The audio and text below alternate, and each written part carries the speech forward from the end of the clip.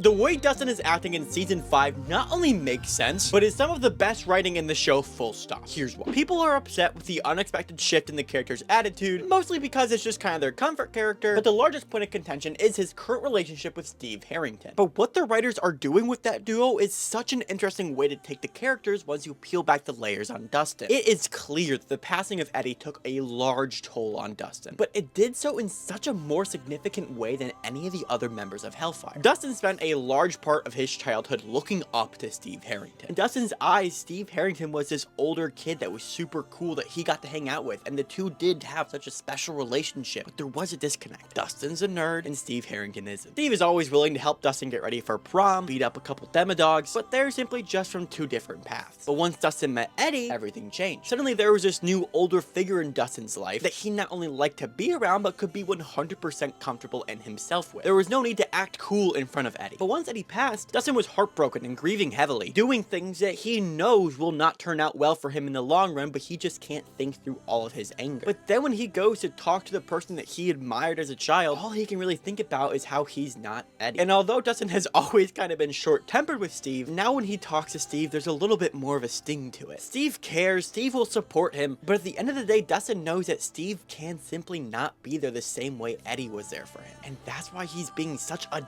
to Harrington right now, because all he sees when he looks at him is the absence of Eddie. And poor Steve Harrington is simply too dull to be able to deal with this level of trauma. I know some people are upset with the way this arc is going for these two. I'm pretty sure it's going to be a home run by the end of the series, because oh man, the Duffer Brothers know what they're doing. That's all for today. Follow for more.